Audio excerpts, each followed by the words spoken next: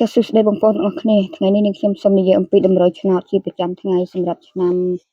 2025ខែថ្ងៃនេះគឺខែ10ថ្ងៃទី1ណាបងប្អូនអរគ្នាចាអញ្ចឹងថ្ងៃនេះគឺខ្ញុំនឹងចែកជូននៃតម្រុយឆ្នោតសម្រាប់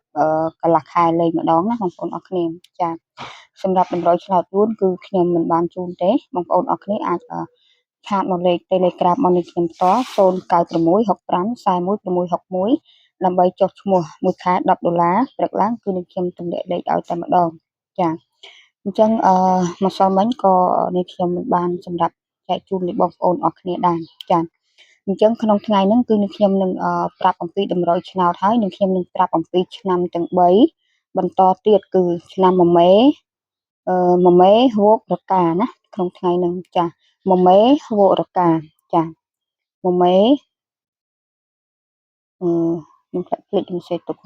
មមេហួរកាហើយសម្រាប់តម្រុយនៃឆ្នោតកន្លះខែលេងម្ដងក្នុងថ្ងៃនេះគឺតម្រុយឆ្នោត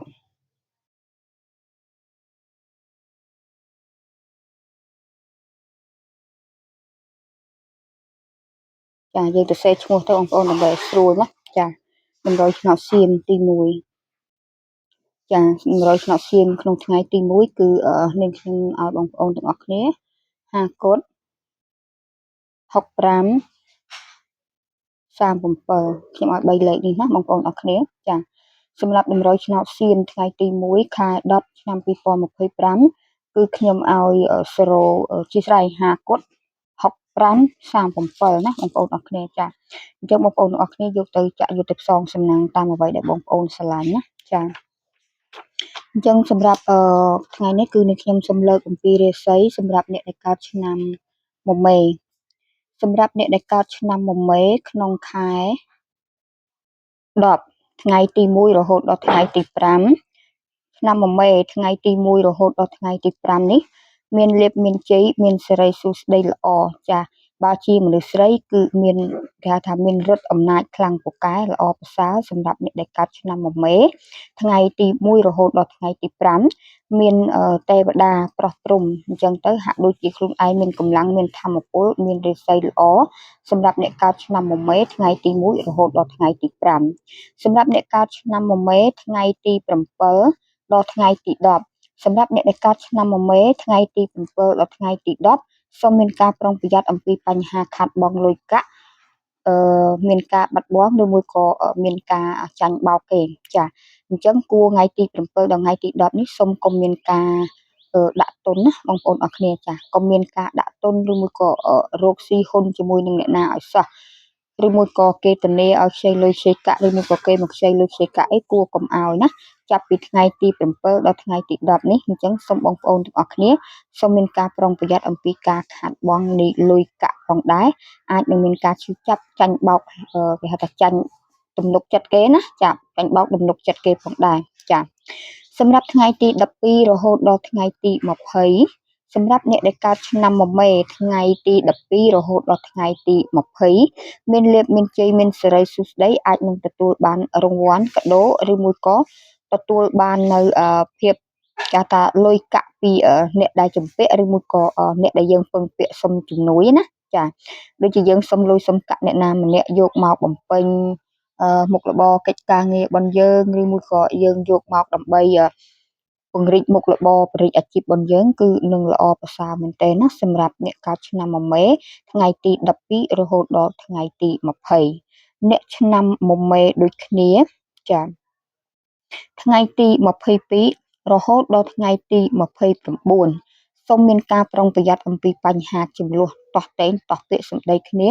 ជាមួយនឹងដៃគូជីវិតឬមួយក៏សាច់ថ្លៃឬក៏អ្នករួមការងារចាសម្រាប់អ្នកដែលកើតឆ្នាំមមេថ្ងៃទី22ដល់ថ្ងៃទី29សូមមានការប្រុងប្រយ័ត្នអំពីបញ្ហាអាចនឹងមានចំនួនតោះតែងតោះពាក្យសម្ដីគ្នាជាមួយនឹងដៃគូជីវិតឬមួយក៏សាច់ញាតិសាច់ថ្លៃឬមួយក៏អ្នករួមការងារគ្នាផងដែរណាសម្រាប់អ្នកកើតឆ្នាំមមេថ្ងៃទី22រហូតដល់ថ្ងៃទី29ចាសម្រាប់ចុងខែគឺជាមធ្យមល្អប្រសើរ ជោគជ័យមានដំណឹងល្អនិងទទួលបាននៃរឿងលេបរឿងជ័យការងារមុខរបរនិងរលូនទៅមុខជាលំដាប់ផងដែរចានេះសម្រាប់អ្នកដែលកើតឆ្នាំមមែណាបងប្អូនទាំងអស់គ្នាចាសម្រាប់អ្នកដែលកើតឆ្នាំវោកក្នុងថ្ងៃទី1ចាសម្រាប់អ្នកដែលកើតឆ្នាំចាស់ជាស្រ័យបងប្អូនណាមុននឹងដោយសារតែមានកូនសិស្សគាត់ខលមកអញ្ចឹងនាងខ្ញុំសូមនិយាយអំពីអ្នកដែលកើតឆ្នាំវោកម្ដងទៀតចាសម្រាប់អ្នកដែលកើតឆ្នាំវោកថ្ងៃទី1ថ្ងៃទី5សម្រាប់អ្នកដែលកើតឆ្នាំវោកថ្ងៃទី1ថ្ងៃទី5នេះសូមមានការប្រុងប្រយ័ត្នអំពីអាការៈនៃបញ្ហាសុខភាពមានការៈឈឺក្បាលឬមួយក៏វិលមុខឬមានអារម្មណ៍ថាធុញថប់មិនថារឿងអ្វីមួយទេមានអារម្មណ៍ថាធុញថប់តបប្រមល់អញ្ចឹងណាបងប្អូនអរគ្នាចាសម្រាប់អ្នកឆ្នាំវោកថ្ងៃទី1រហូតដល់ថ្ងៃទី5នេះមានអារម្មណ៍ថាមិនសូវស្រួលខ្លួនទេថប់អារម្មណ៍ថប់ចិត្តអីចឹងទៅណាបងប្អូនអរគ្នាចាថ្ងៃទី7ដល់ថ្ងៃទី10សម្រាប់អ្នកកើតឆ្នាំវោកថ្ងៃទី7ដល់ថ្ងៃទី10នេះនឹងមានដំណឹងល្អមានលេបមានជ័យបើសិនជាមានអ្នកនេះគឺអាចនឹងមានអ្នកសងលុយឬមួយក៏មានអ្នកឲ្យលុយណាដូចជាសាច់ញាតិបងប្អូនយើងនៅស្រុកឆ្ងាយនៅក្រៅប្រទេសនៅអីចឹងទៅចាសម្រាប់អ្នកឆ្នាំវោកថ្ងៃទី7ដល់ថ្ងៃទី10នេះអាចនឹងមានដំណឹងល្អឬមួយក៏អាចនឹងទទួលបានលុយកាក់អំពីសាច់ញាតិឆ្ងាយដែលគាត់ផ្ដល់ជូនណាបងប្អូនអរគ្នាចានេះសម្រាប់ថ្ងៃទី7ដល់ថ្ងៃទី10សម្រាប់ថ្ងៃទី12ដល់ថ្ងៃទី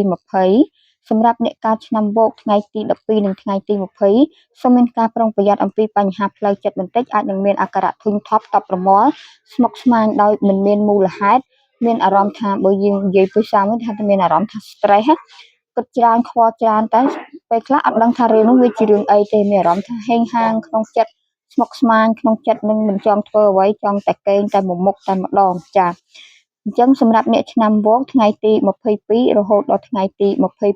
29អារម្មណ៍នឹងចាប់ផ្ដើមឃ្លាវខ្លាត្រឡប់មកវិញហើយនឹងមានការជប់លៀងចាជប់លៀងនឹងមិត្តភ័ក្តិហៅជប់លៀងការជួបជុំណាបងប្អូនអរគ្នាចាអញ្ចឹងទៅមានអារម្មណ៍រីករាយសប្បាយចិត្តបើអ្នកបុរសបើខាងពោះម៉ាយអាចនឹងជួបគូស្នេហ៍ក្នុងថ្ងៃនឹងផងដែរណាជាមនុស្សដែលយើងពេញចិត្តបើសិនជាបុរសថ្ងៃទី22ដល់ថ្ងៃទី29យើងនឹងជួបគូស្នេហ៍ក្នុងថ្ងៃដែលយើងជប់លៀងជាមួយនឹងមិត្តភ័ក្តិហើយទៅជប់លៀងនឹងផងដែរជីវិតចាប់ផ្ដើមមានពន្លឺរស្មីបន្តទៀតចឹងទៅចុងខែក៏ល្អជាមធ្យមមិនចោតជាបញ្ហាអ្វីទេណាសម្រាប់អ្នកឆ្នាំវោកក្នុងខែ10ឆ្នាំ2025ចាសម្រាប់អ្នកដែលកើតឆ្នាំរកាថ្ងៃទី1រហូតដល់ថ្ងៃទី5នេះសម្រាប់អ្នកដែលកើតឆ្នាំរកាប្រចាំខែ10នេះអ្នកដែលកើតឆ្នាំរកាមានលាភមានជ័យមានសិរីសួស្តីអ្វីដែលរំពឹងទុកនឹងបានទៅជារលូនទៅមុខការងារដែលយើងធ្វើចាប់ដើមសន្សំទៅមុខល្មមមកយើងសប្បាយចិត្តពេញចិត្តណាបងប្អូនអរគ្នាសម្រាប់ឆ្នាំរកាថ្ងៃទី1រហូតដល់ថ្ងៃទី15គឺធ្វើជាស្រ័យថ្ងៃទី1ដល់ថ្ងៃទី5នេះមានអារម្មណ៍ថារីករាយសប្បាយចិត្តការងារមុខរបររបស់យើងចាប់ដើមរលូនទៅមុខជាលំដាប់ផងដែរចា៎អ្នកឆ្នាំរកាដូចគ្នាថ្ងៃទី7ដល់ថ្ងៃទី10សម្រាប់អ្នកឆ្នាំរកាថ្ងៃទី7ដល់ថ្ងៃទី10យើងនឹងមានការលក់របស់ដាច់មិនថារបស់នោះធំឬក៏តូចអីទេគឺមានគេមកសួរនាំហើយអាចនឹងលក់ដាច់អាចបាននៅតម្លៃដែលយើងពេញចិត្តផងដែរសម្រាប់អ្នកកើតឆ្នាំរកាថ្ងៃទី7ដល់ថ្ងៃទី10យើងនឹងទទួលបាននៃការលក់អីវ៉ាន់ដាច់ហើយនឹងរបស់នោះធំតូចក៏យើងលក់បានដាច់ដោយរីករាយដោយសប្បាយចិត្តអ្នកឆ្នាំរកាពោពេញទៅដោយបុណ្យកុសលមានភាពកតញ្ញូចំពោះអ្នកមានគុណដូចនេះហើយទៅបុណ្យកុសលតែងតែជួយជ្រោមជ្រែងជួយការពារជួយទំនុកបម្រុងឲ្យអ្នកឆ្នាំរកានេះមានរាសីល្អជាដរាបតែម្ដងចា៎អ្នកឆ្នាំរកាដូចគ្នាថ្ងៃទី12រហូតដល់ថ្ងៃទី20សម្រាប់អ្នកដែលកើតឆ្នាំរកាថ្ងៃទី12រហូតដល់ថ្ងៃទី20នេះមានភាពសប្បាយចិត្តរុងរឿងចម្រុងចម្រើនគ្រប់រឿងរ៉ាវការងារមុខរបរដោះស្រាយដោយជោគជ័យអ្នកជំពាក់លុយក៏គេសងដែរប៉ុន្តែអ្នកឆ្នាំរកាថ្ងៃទី12ដល់ថ្ងៃទី20មានអាការៈឈឺក្បាលបន្តិចបន្តួចផងដែរឬមួយក៏មានការខ្វះជាតិស្ករដូចនេះគួរតែទទួលទានជាតិស្ករឲ្យបានគ្រប់គ្រាន់ដើម្បីឲ្យមានកម្លាំងពលំមាំមួនត្រឡប់មកវិញផងដែរណាសម្រាប់អ្នកឆ្នាំរកាថ្ងៃទី12រហូតដល់ថ្ងៃទី20ចា៎ សម្រាប់ថ្ងៃទី22រហូតដល់ថ្ងៃទី29សម្រាប់អ្នកកើតឆ្នាំរកាដូចគ្នាមានលាភមានជ័យមានសិរីសួស្តីបើអ្នកដែលចង់បានកូនដៃគូជីវិតអាចនឹងមានទម្ងន់ដែលដូចបំណងប៉ងប្រាថ្នាបនខ្លួនប៉ងផងដែរចាហើយទម្ងន់កូនមួយនេះអាចថាសង្ឃឹមកូនប្រុសភាគរយច្រើនបំផុតចាសម្រាប់អ្នកកើតឆ្នាំរកាថ្ងៃទី22រហូតដល់ថ្ងៃទី29នឹងទទួលបាននៅលាភជ័យសិរីសួស្តីបើប៉ងចង់បានកូននឹងបានដូចចិត្តផងដែរចាសម្រាប់ចុងខែនៅតែល្អប្រសើរទេអ្នកឆ្នាំរកានេះបុណ្យកុសលច្រើនអញ្ចឹងព្យាយាមបន្ថែមធ្វើបុណ្យកុសលឲ្យបានច្រើនបន្ថែមទៀតដើម្បីទទួលបាននៅពរជ័យលាភសក្ការៈជូនដល់ខ្លួនឯងក៏ដូចជាក្រុមគ្រួសារផងដែរអរគុណជូនពរបងប្អូនទាំងអស់គ្នាសុខសប្បាយសុខចម្រើនរកស៊ីទទួលទេមានបានផងដែរ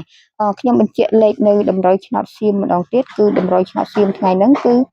នឹងខ្ញុំឲ្យបងប្អូនទាំងអស់គ្នាចំនួន3លេខ50 65 37ជូនពរបងប្អូនទាំងអស់គ្នាហេងលេបផងដែរចាអរគុណសូមជម្រាបលា